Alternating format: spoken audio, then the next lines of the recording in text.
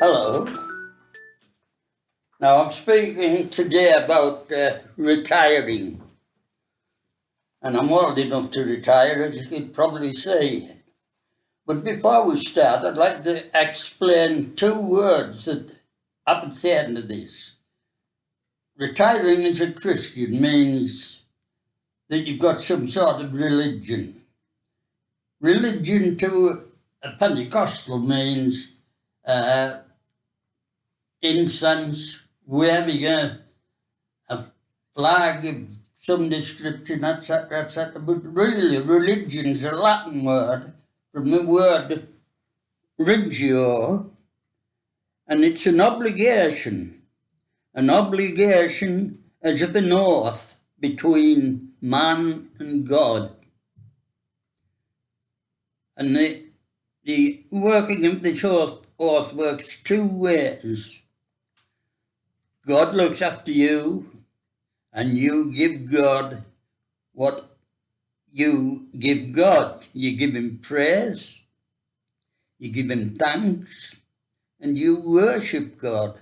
That's the interchange between man and God. This is what religion is. It's an interchange between God and man, a connection, if you like.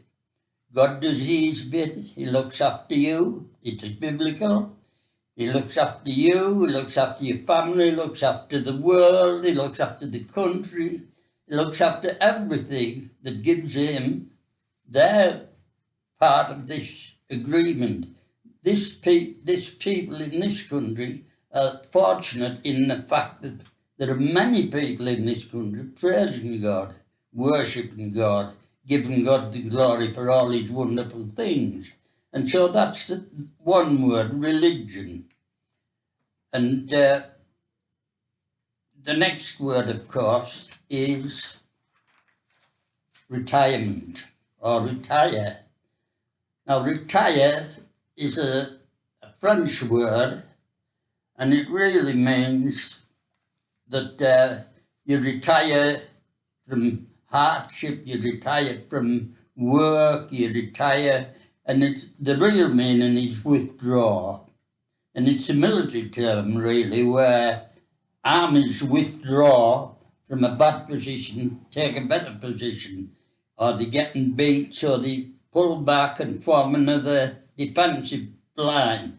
That's what it originally means, to pull back, to hold on there, and to retire. That's the word really we use, retire.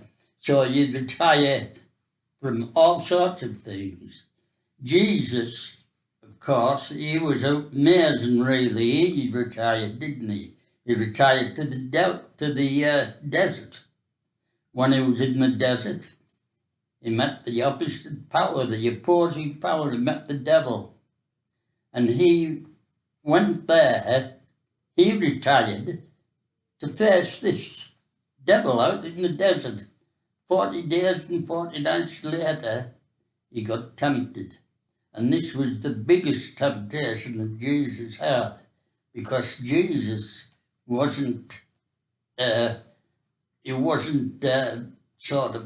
with the Spirit, but he was Jesus' man as well. And he was hungry, and he was probably, I don't know, probably dry as well, but he'd be at low ebb all 11 days in the desert, burning heat, nothing to eat, nobody to talk to, only God.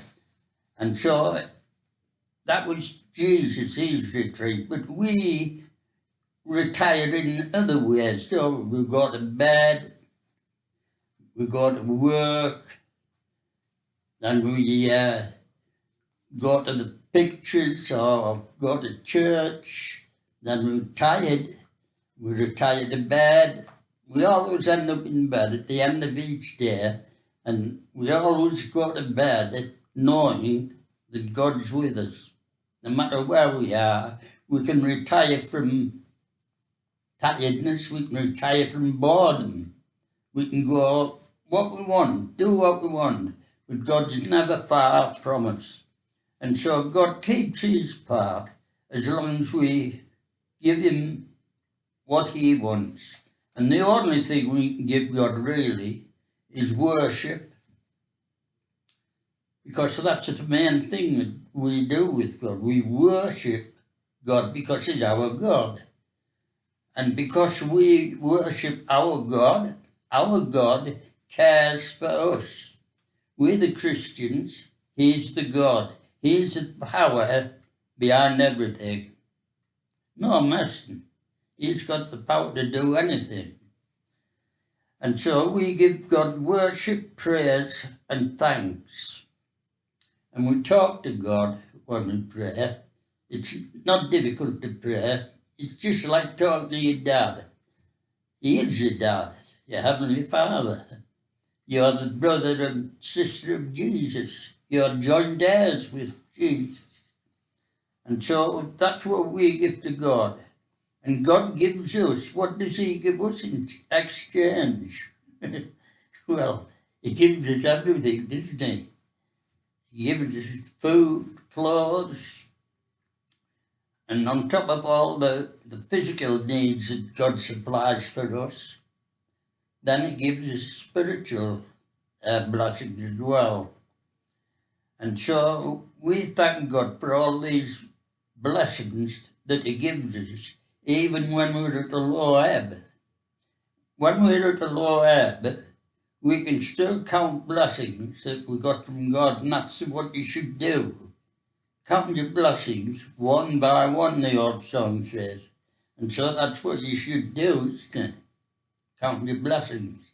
Oh, you might be under some pressure, you might be in debt, you might be falling out with your relatives, you might fall out with your friends and say, oh, I'm not having a bother with them. But God's always there, isn't he? You've always got one friend, God. You've always got one person to confide in your prayers and in your daily life. So blessings abound through knowing God. And we thank Jesus for all the blessings we get from God, because he brought us in, didn't he? He brought the sinners that we were into the presence of God, into a new relationship. And it's only through Jesus that we know God. That's the only way we can get to God, is through Jesus. We're Gentiles. I'm going to talk later about the Jewish priests, but they're Jewish. They have their own blessings from God because of what's happened in the past. But if they turned to Jesus, then blessings would increase. They would be better and better. But anyway, that's their business. We're Christians, and that's what I'm talking about this morning, at this moment. So we are, everything we need comes from God. Everything that we need, everything that we can desire can only come from God. And so if you fancy a chicken dinner, you've got to go and catch your chicken, haven't you? But God supplied that chicken. And so you have to, like Adam, you have to work. That's what he said to Adam, didn't he? He said, by the sweat of your brow, you shall eat bread. And so we enter a part of service where the average priest in Israel, we're reading now from Numbers 26 to 27. This is what this is from. The priests in those days were the brightest of the Israeli men, or Judean men, whoever was going in to be a priest. Only the brightest were chosen. And what happened was, the priest or rabbi was also a teacher. He could be a rabbi at 25, but he couldn't teach until he was 30. And that had something to do with his his hair as well. He had to have a bit of grey in his hair, so they made it 30. They respected grey in the hair. I would be respected, wouldn't I? My hair's all grey. But anyway, they were taught by the rabbis, and only the brightest were chosen as rabbis. And the rabbi would say to the bright one, "Follow me." And the brightest boy would follow the rabbi, and he in turn would become a rabbi. And the rabbi would pick the, and he was questioned, "Who did you study under?" He would just say, "Rabbi so-and-so," you see. And he had to be brought up and taught and tutored by a rabbi to be a rabbi. So how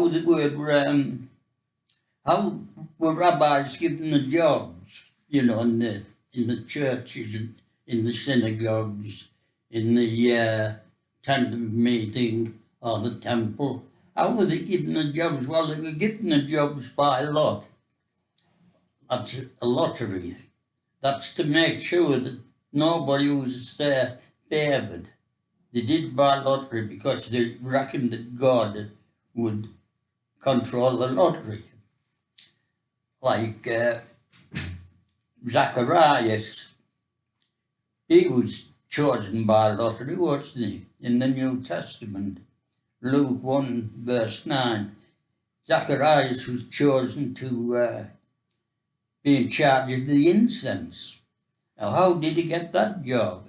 Nobody could come up to Zachariah and say, "Hey, you, go on the incense. And he said the wrong word there. Go on the incense. And so he couldn't do that because nobody had to tell him. What they did was draw lots, and one of the favourite lots that I know they used was a bottle full of water with a narrow neck. And they would put all these little pieces of wood in with the names on, and they'd have a list of jobs, and the first name out would get the first job, etc., right down the list. And what they would do was put them all in a jar with a narrow neck. Then they would fill that with water, turn it upside down, so that the wood floated to the bottom, as it were, that was now at the top. Then they would turn it over, and these little pieces of wood, one at a time, through the narrow neck. They couldn't get two through one. So the narrow neck would pop up with number 1, or it might pop up with number 3. And so number 3 on that list got that job that this name said on this little thing. So Zacharias came out, and he corresponded with the incense job. So they got that job, and it's been worked out that priests, or rabbis as you would call them, work 5 hours, believe it or not, 5 hours a year in the tent of meeting. And that's simply because there was that many of them, they could only work in there for a limited time. And 5 hours isn't a long time, 5 hours every year. But if they were rabbis for, say, 20 years, which they more or less were, teaching rabbis, they were rabbis for 20 years. If you reckon the 5 hours a year for 20 years, that's 100 hours in a lifetime. And so the time they spent in the temple or the tent of meeting was a precious time to a rabbi, you see, because they didn't get that many opportunities to serve in there. There was that many of them. They were scattered all through Israel. They were in villages, towns, cities. They actually got the cities because they got their own land. They were granted the cities.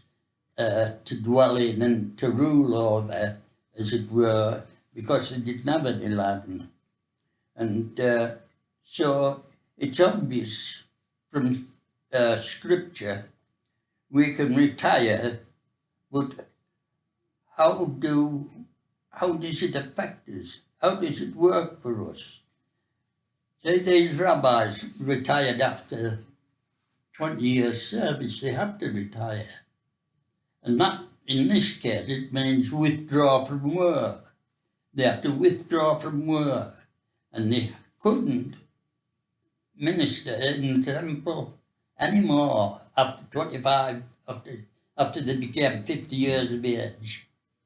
They'd probably been teaching rabbis for 20 years during that time. But anyway, they were banned from working in the temple as a rabbi. They could help the rabbis or the temple workers. They could go into the temple and help in an amateurish way, but they weren't any authority. They had to be told what to do.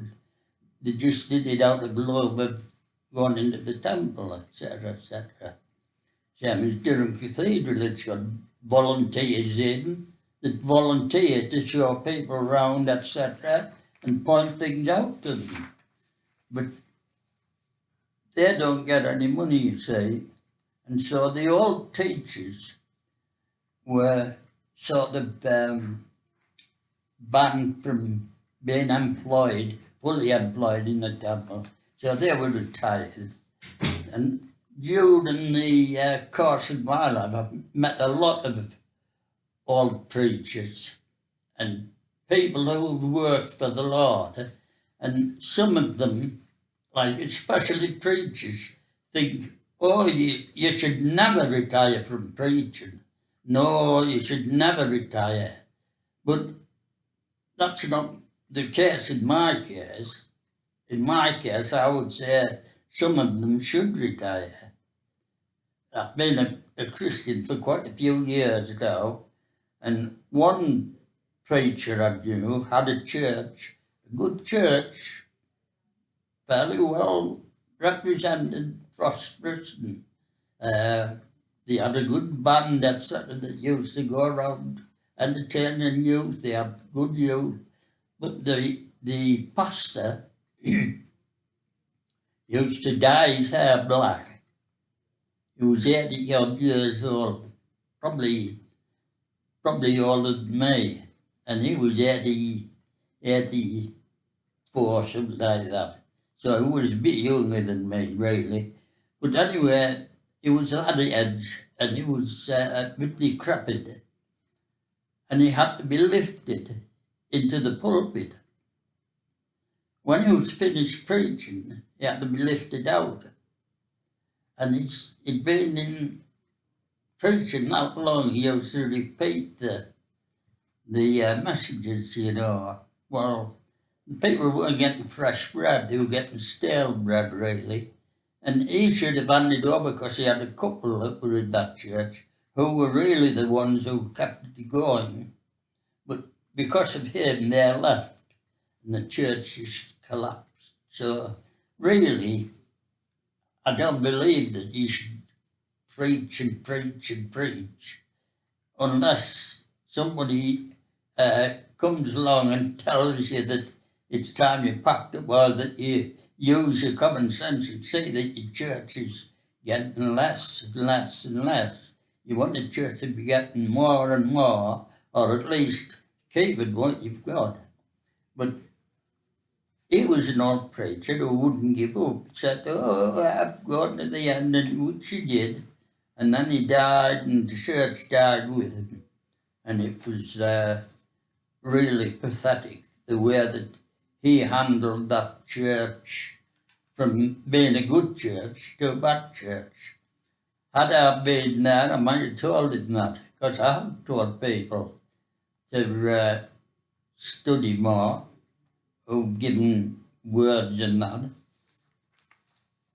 I remember once I went to preach at a church, and two people turned up. The vicar, the pastor, had ordered two of us. So I turned up and this other preacher turned up. And I kept quiet. The other preacher said, I'll preach. And the pastor said, no, you won't preach. Bill'll preach, that's me. So I didn't say anything. I wasn't bothered who preached. I didn't go around wanting preaching jobs. They asked me to preach, so I went to preach. And then the pastor said, no, you're not speaking, Bill's going to speak. And the other chap said, why can't we both speak? He said he was determined to speak. And I just kept quiet, let the pastor sort down. The pastor said, he's speaking, Bill's speaking, because it was destined to be. It was written before time that he would speak in this church tonight. And so he's speaking. So the other bloke graciously stood down.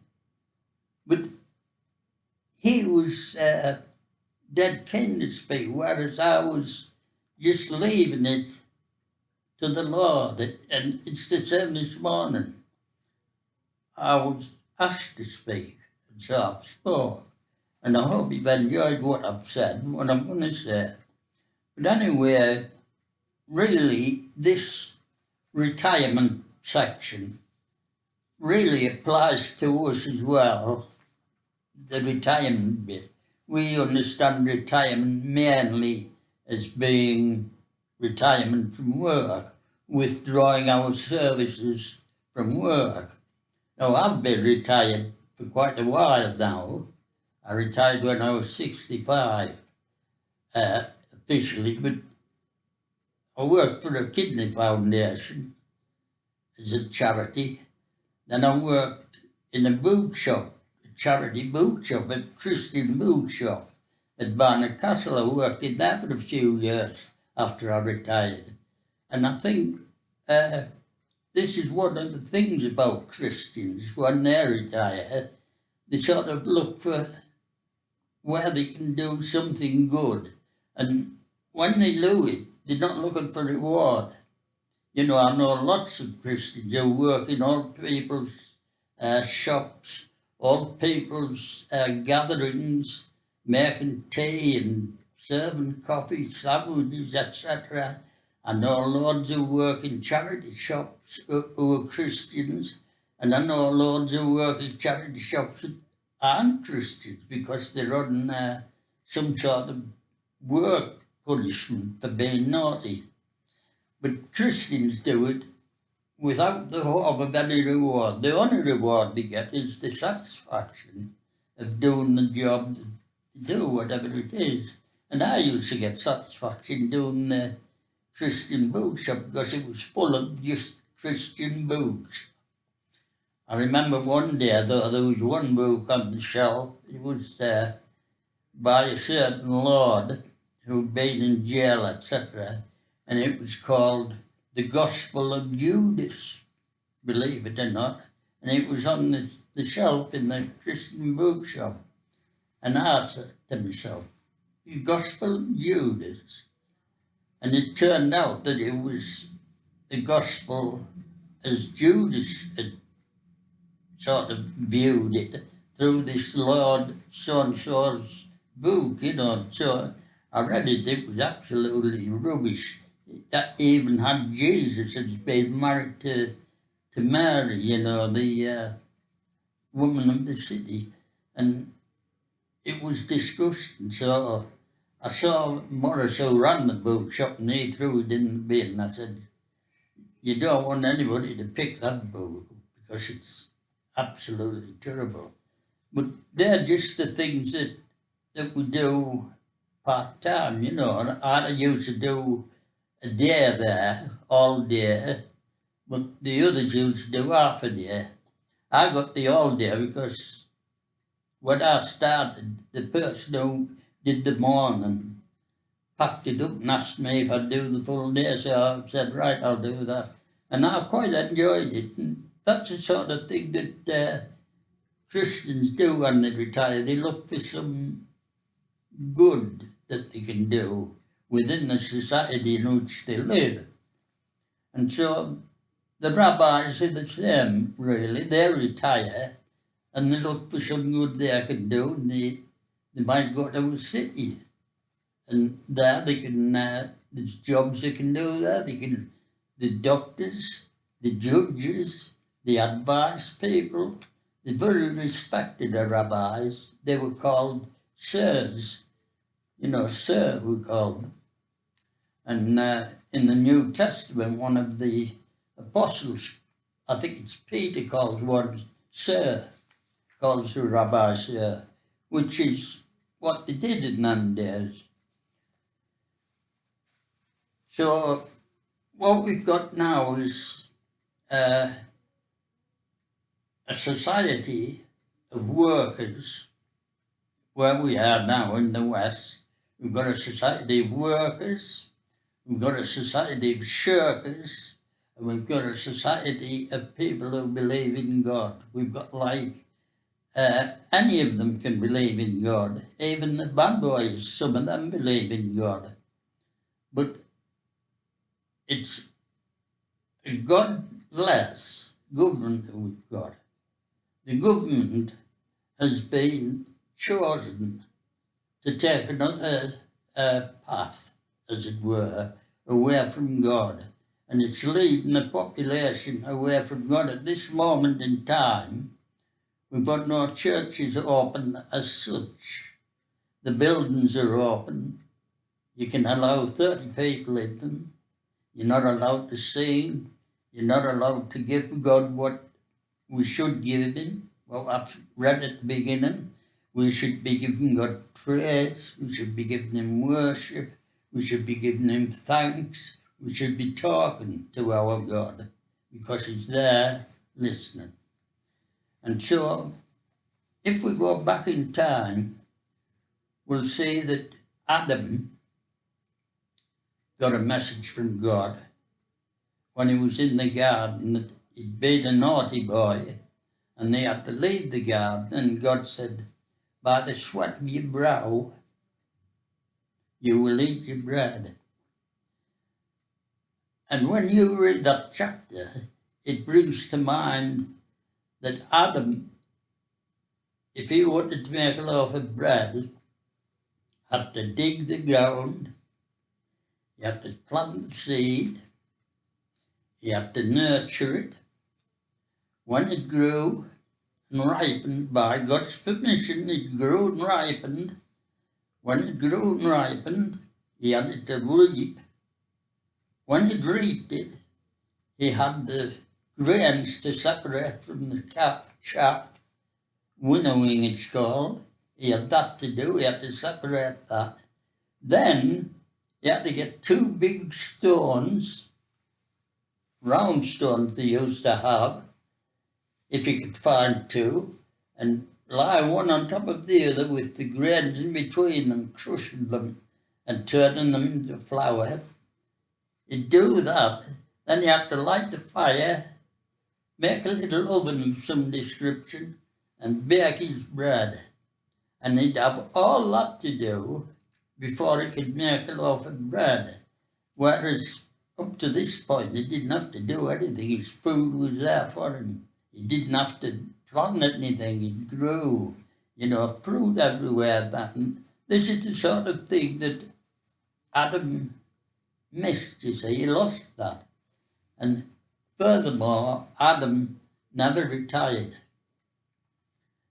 And Adam, of course, was the first man. That's what he was named, Adam, the man, Adam.